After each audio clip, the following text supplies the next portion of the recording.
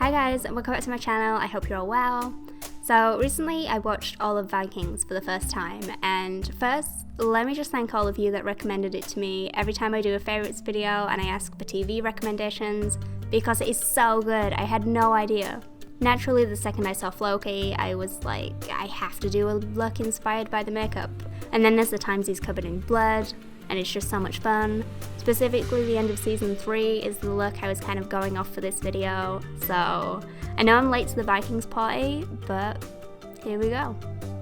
First, I made up some fake dirt, and I made 2 kinds of effects with 2 different consistencies. First, I scraped some brown eyeshadow onto a little plate, and then I mixed that, half of it with Vaseline for the first kind of dirt effect.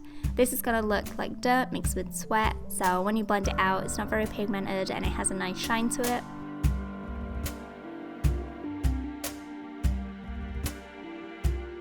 And then I mixed the rest of the shadow with just a regular face primer, and this is going to dry more matte, and it can also be kind of lumpy if you wanted it to be, so it's good for adding texture.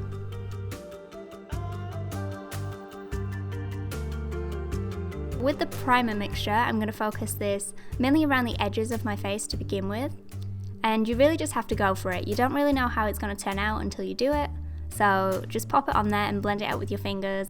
Just go for it, just play around with it, and if there are any parts that don't really look right or you're not happy with it, you can easily remove it with just a wet tissue or a sponge or something.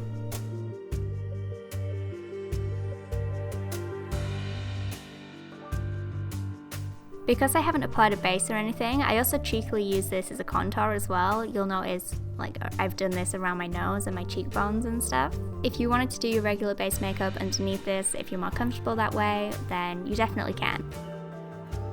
Next, I'm applying the Vaseline mixture on the areas that would naturally get sweaty and greasy if you were in some kind of fight. So the forehead, the cheeks, the nose, nostrils, and chin. You'll also notice that these are high points of the face as well, so it can also act as a highlight since the Vaseline is going to have some reflect. I also went back to the other dirt and I applied that over my scrunched up eyes just to kind of emphasize those lines there. So moving on to the eyes, I always like to add a bit of something there when I do looks like this, even if there's not really anything there on the character, just because I prefer how it looks on me. So I took a mixture of these 2 brown eyeshadows and I applied them across my lid and underneath the eyes as well. Then I also applied that Vaseline eyeshadow mix onto the lids as well, because it's going to separate and sit in the crease of my eye, and it's going to look really worn and delicious. Next, I added some blood splatters with some blood and a toothbrush. Fake blood. You just want to pick it up on the brush, and then you can basically pull the bristles back and flick it onto your face, and it works really well. It creates these little blood splatters.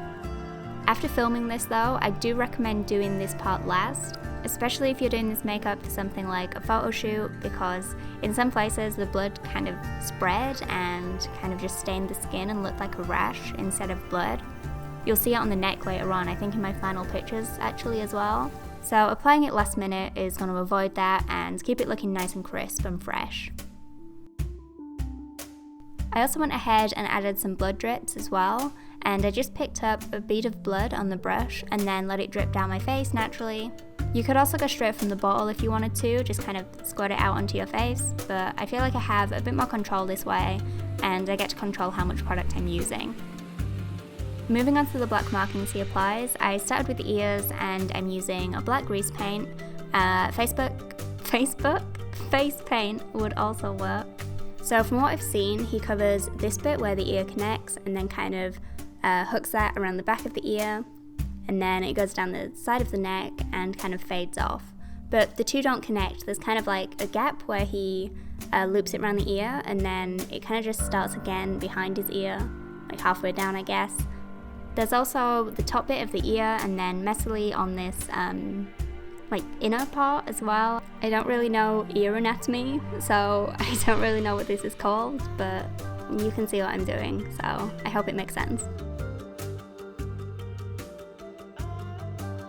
For the eyes, you want to switch over to some kind of gel liner or kohl pencil, something that's designed for eyewear so it doesn't transfer to the upper lid. You could use the grease paint, but you'd have to set it and it's too much effort. This is supposed to be a minimum effort look, so I just decided to use gel. You want to take this around the eye really messily and also smush some of it around the inner corner as well to make it look like it's been lived in and worn. So the fun thing about Floki's makeup is he also brings it down the cheeks too. So I'm mapping out where I want them to go because I wanted to drag it down with my finger to make it look really organic.